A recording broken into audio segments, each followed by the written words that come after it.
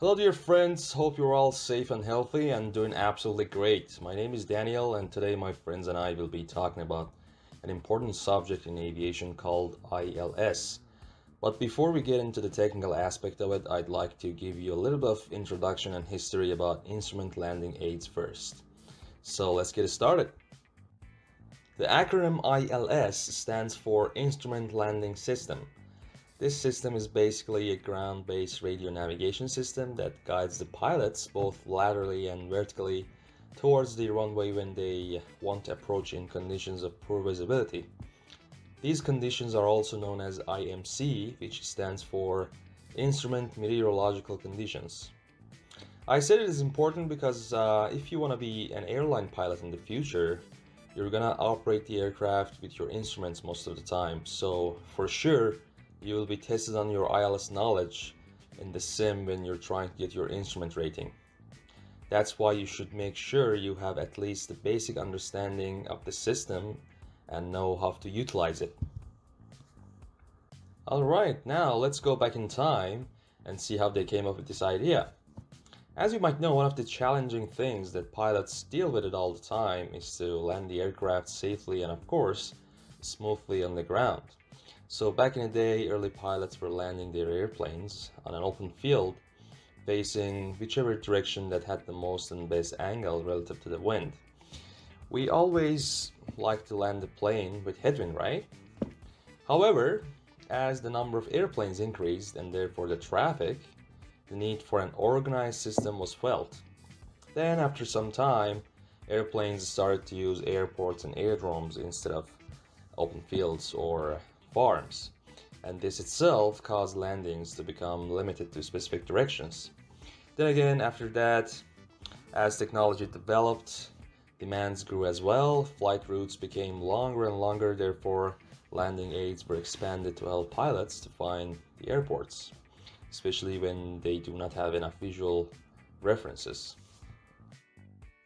Almost 100 years ago, in the late 1920s, aerodromes began to use rotating lights so the pilots can find the field after dark. Almost 10 years later, in the early 1930s, airports started to use the most basic versions of approach lighting. These showed the correct angle of descent and whether the aircraft was right on the aiming point. That descending path was called glide slope or glide path. Slowly, the flash rates of lights and their color standardized worldwide by International Civil Aviation Organization, also known as ICAO.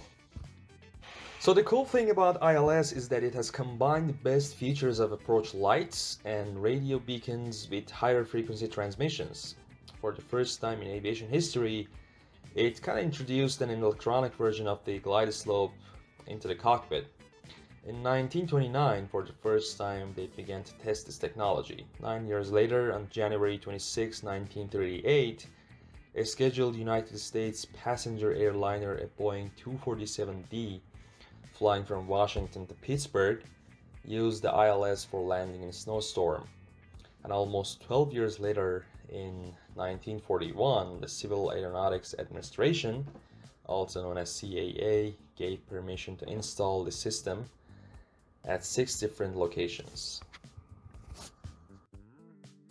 Now let's learn how to read and fly an ILS.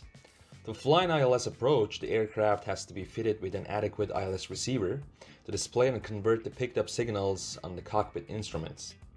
Besides that, you need the necessary ILS approach charts, which I'm gonna go over in a second. Here, as you see, we have the ILS instrument on the right side, and on the left side we have a little drawing that shows the glide slope and localizer coverage. If you take a look at the instrument on the right side, you see that I have circled two things. The white vertical line in the middle is same as glide slope or vertical plane in the left picture, and that little arrow in the red circle is same as localizer or horizontal plane in the left picture. So in this case, if you look at the instrument, the white vertical line is on the left side of the little airplane, and that a small arrow in the red circle is at the bottom. So to correct our approach, we need to bank the airplane to the left and pitch down. This is what an ILS chart looks like. So this particular one is for runway 17 of an airport in Washington.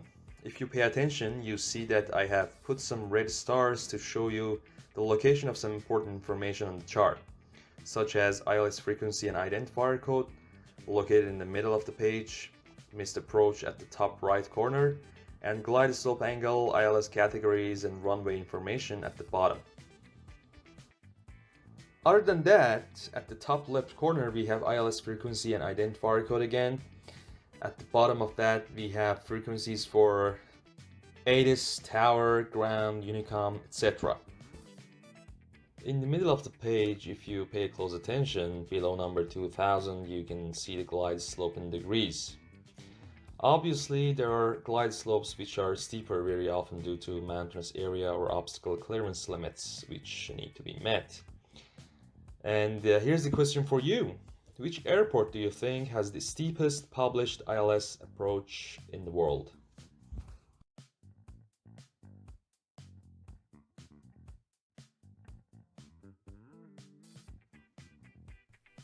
The Airborne Marker Receiver. Okay, let's talk a little bit about the equipment found in the actual aircraft itself. This is a fairly straightforward system that consists of 4 parts. You have your antenna, receiver, display, and sensitivity toggle. This type of landing aid was developed toward the end of World War II, and since this is fairly old technology, the way it operates is pretty straightforward. All this system does is receive AM signals from the ground, and therefore it operates just like any other aircraft AM receiver, with the exception that it's passive, so it's not transmitting anything. Modern receivers are integrated directly into the audio panel of most small aircraft and don't take up a lot of space. Again, this is a very straightforward system. Relative to the rest of the audio mixing equipment you're going to have at your disposal on systems like the Garmin GMA 350 audio panel, found on GTN 750 equipped aircraft, Garmin 1347 panel on G1000 equipped aircraft, or even the standard Bendix King mixing panel, which came standard with the Cessna 172S model. Here's what I mean. This illustrates what I was talking about in my previous slide. As you can see, we've come a long way from the original ILS receiver, which, as you can see, was an absolute behemoth. With the development of new technology, like transistors, which we can integrate directly into custom printed circuit boards, there's no need for tube amps, like we see in the cutaway in the bottom right-hand corner of the slide. We talked about this quite extensively in ELE 200, and this is a great application for that information. I'm sure the other 2 audio panels shown look pretty familiar to you as well. In the bottom left, we have the GMA 350 audio selector panel, and in the top right, we have the older Bendix King KMA 26 audio selector panel. You can see the OMI indicators located on the far left side of each panel. These are for the ILS, and you'll notice they really don't take up too much space next to the other equipment you have on the panel. The antenna. These are just a few examples of the types of ILS antennas you're going to find on smaller aircraft. They're located on the bottom of the aircraft since the marker beacon transmits its signal straight up, and our goal is to capture the signal over top of the marker beacons. They look a bit different than our regular comm antennas since they serve a different purpose.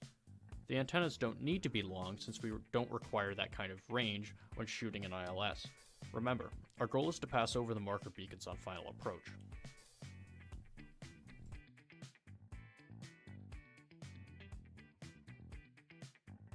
The display.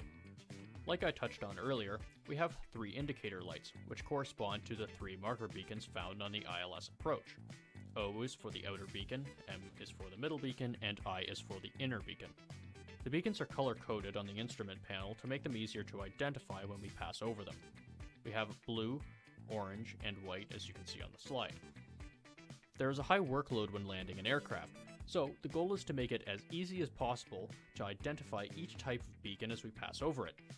These indicator lights are wired to the receiver, so they flash in conjunction with the Morse code being transmitted by the marker beacon. Display audio. Along with the visual cues of the indicator lights, we also have an audible cue to help us identify each beacon. The marker beacons all transmit a 75 MHz carrier wave with a tone that gets interrupted by Morse code. The Morse code interruption is unique to each beacon, and the oral tones get higher in pitch as we get closer to the runway. As you can see on the slide, the outer beacon has a 400 Hz oral tone with 2 dashes per second. The middle has a 1300 Hz aural tone with alternating dots and dashes, and the inner beacon has a 3000 Hz aural tone with straight dots at 6 dots per second.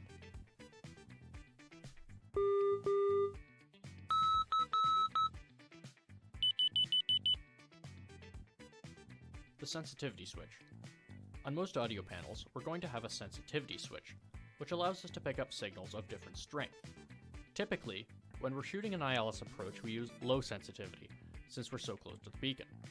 Selecting high sensitivity when close to the beacon will make the tone much louder, however help you identify the beacon a little bit sooner. Before the use of widespread DME equipment, the high sensitivity switch would be used at cruising altitude to pick up the marker beacon signals, since when we're at cruising altitude the signals are quite weak. You will notice that the GMA 350 audio panel does not have a sensitivity switch. This setting is optional, since high sensitivity is rarely used anyway. However, G1000 equipped aircraft will have a sensitivity switch located on the GMA 1347 audio panel. This panel is pictured on the slide. Good day, my name is Kyle Martin and I'll be presenting the next few slides. Let's start with the localizer. The localizer is what gets the aircraft pointed towards the center line of the runway, and how it does this is relatively simple.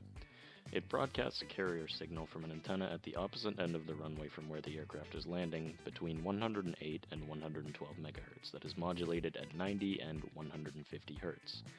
The modulated signal provides the directional guidance for the aircraft.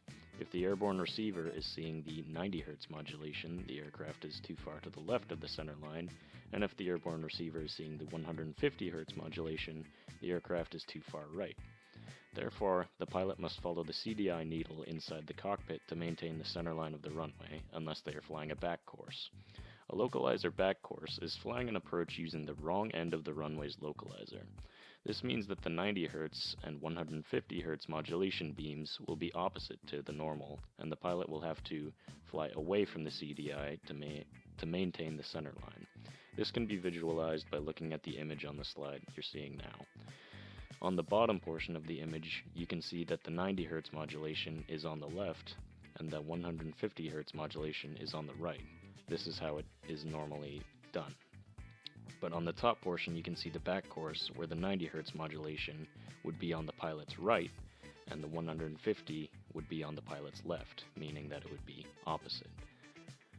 The area of coverage, or where the aircraft will receive localizer signals based on the position of the runway, is typically two cones that spread out from the runway. The first extends 10 nautical miles from the runway at 35 degrees on either side of the center line, and the other extends out to 18 nautical miles at 10 degrees either side of the center line. There can also be an extension up to 25 nautical miles at 10 degrees either side of the center line for some certain runways. Typically, the autopilot will intercept the localizer first, but we'll talk more about that later. Next, let's talk about the glide slope. The easiest way to describe the glide slope is that it's just a localizer flipped on its side and pointed upwards at 3 degrees above the horizon. The carrier frequencies that the glide slope operate on are between 328.6 and 335.4 MHz with the same modulations as before at 90 Hz and 150 Hz. The 90 Hz modulation will indicate that the aircraft is too high, while the 150 Hz modulation will indicate that the aircraft is too low. The standard approach to most runways is 3 degrees above the horizon. This is indicated to the pilot by the glide slope indicator, or diamond, which is essentially a CDI on its side, which the pilot will need to keep in the middle of the band to fly the 3-degree approach down to the touchdown point on the runway. There is no back course for the glide slope due to the position of the antenna at the runway, which is near where the aircraft will touch down. If there was a back course, the aircraft flying the back course would touch down with maybe 1,000 feet left to stop. The autopilot will intercept the glide slope second. This is to follow the rule that the aircraft should be pointed towards the runway, which is the localizer's job, before it starts descending, which is the glide slope's job. Pilots need to beware the false glide slopes that happen when an object at low altitude reflects a glide slope signal at a different angle. Typically, these false glide slopes can occur at angles between 9 and 12 degrees above the horizon. Therefore, glide slopes are intercepted from below. The glide slope can be visualized by the image you see now. The glide slope on the bottom is the proper 3-degree approach that pilots will fly the aircraft. You can see the 90 Hz modulation will show that the aircraft is too high, while the 150 Hz modulation will show that the aircraft is too low. The two ghostly glide slopes you can see above the regular glide slope are the false glide slopes that the pilots need to watch out for. Let's talk about marker beacons now. Marker beacons serve as waypoints that indicate distance from the runway, as well as decision points for the different categories of ILS landings. There are 3 marker beacons on a traditional ILS path. The outer beacon, which is 4 to 7 nautical miles from the threshold, is also known as the final approach fix. It indicates that the aircraft is established on final.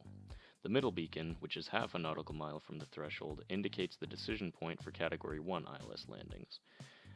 And the inner beacon, which is at the threshold and indicates the decision point for Category 2 and 3 ILS landings. The antennas that broadcast the marker beacon signals are highly directional and operate at 75 MHz and transmit the signal straight up. This is so that only aircraft that are directly above the antenna will receive the signal. Next, let's look at ILS frequencies. There are 40 ILS frequency channels that are unique to ILS usage, meaning that they are not used for anything else anywhere in the world. Each channel is composed of a localizer carrier, which contains the 2 modulated signals, the 90 and 150 Hz signals we talked about before, and is uniquely paired with a glide slope frequency, so that when the localizer is tuned in the cockpit, the appropriate glide slope is also tuned as well. Localizer frequencies always have the 100 kHz digit as an odd number as a rule of thumb. Lastly, let's take a look at the different ILS categories we have that we can use today. An ILS category is basically a measure of how close an aircraft can get to the runway before making the decision to continue to land or go around. There are 3 categories in use today, each one getting closer than the last. Category 1 landings are generally used by lighter aircraft like ours and are hand-flown on landing. The decision point is 200 feet on the altimeter, and visibility must be at 2,600 feet or 1,800 feet with an RVR. Category 2 landings are the more common ILS approaches for large transport aircraft in low-vis conditions if they must be used at all. The decision point is generally between 100 and 200 feet on the radar altimeter, and RVRs must be above 1,200 feet by KO standards and between 1,200 and 2,400 feet by FAA standards. Category 3 landings are only used in extreme low-vis situations and can only be attempted by aircraft equipped with auto landing functionality and with the runway lights on. Category 3 ILS approaches are split into 3 subsections. 3A has a 100-foot decision point and 700-foot RVR minimum. 3B has a 50-foot decision point and a 150-foot RVR minimum, and 3C has no limit on decision point and no minimum on RVR.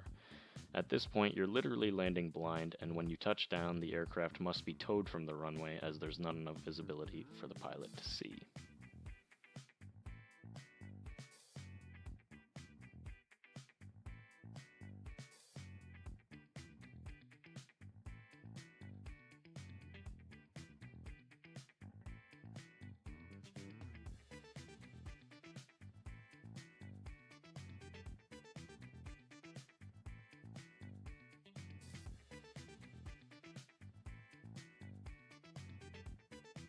So I'm going to be talking about ILS and Seneca aircraft. To begin with, all Seneca aircraft are equipped with marker beacon antennas, which are located on the belly of the aircraft. The reason for this is simple. Ground-based marker beacon antennas are directed straight up and provide a signal area that looks much like a vertical oriented funnel. Therefore, it makes sense to have the antenna located on the bottom of the aircraft, since the signal will be the strongest and have the least discrepancies or distortions. The antenna comes in various shapes and sizes. However, the most common shape is shown in the slide. And on all Seneca aircraft, as you can see in the Baron picture for an example, they sort of follow that type of shape. And on all Seneca aircraft, including the Bonanza, the marker beacon is located further aft of the airplane, about halfway up the tail cone. Now I'm going to be talking about what aircraft have what type of marker beacons. So towards the left side of the screen, you can see that the Cessna 172 round dials have the CI-102 marker beacon antenna, which is connected to the Garmin GMA 350 audio panel, which is shown on the left image. And then the round dial aircraft that doesn't have the GTN 750, they have the King KMA 26 audio selector panel, which is shown on the right side at the bottom of the screen. The G1000 and Barons, however, share the same marker beacon as the round dials, but that's connected to the Garmin GMA 1347 audio panel, which is essentially the glass cockpit system that we're all used to. To continue, in the Seneca training manual, instrument flying takes up a large quantity of hours because of the fact that the majority of airline flying will be IFR, the most extensive instrument phase being Phase 6. Furthermore, as shown in the slide, the first introduction of ILS flying is Flight 6-12, and the first ILS approach in a multi-engine is Flight 6-18. Therefore, Seneca aircraft must be equipped properly in the single and multi-engine category to be able to attempt ILS approaches. To continue, the Seneca Cessnas and the Barons are all equipped with avionics that are capable of performing ILS approaches, as well as many other instrument, GPS, and radio navigation flight maneuvers. Firstly, the G1000 models are all equipped with the Garmin GFC 700 avionics system. This system is an AHRS-based autonomous flight controlling system that handles flight director, autopilot, yaw damper, automatic and manual electric trim. This system is capable of performing approaches with and without vertical guidance, which means it's ILS capable, but this system is only capable of doing Category 1 ILS approaches. The Barons are equipped with dual Garmin GNS 430 avionics systems.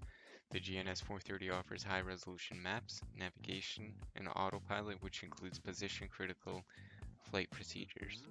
This system also is only available to perform Category 1 ILS approaches. The round dials have the Bendix Kingslave compass system with a horizontal indicating system. The panel-mounted indicator combines the display functions of both the standard directional gyroscope, which is the heading indicator, and the course deviation indicators of the VOR, localizer, and glide slope information to provide the pilot with a single visual presentation of the complete horizontal navigation situation. That is shown as the cartoon at the bottom in the middle.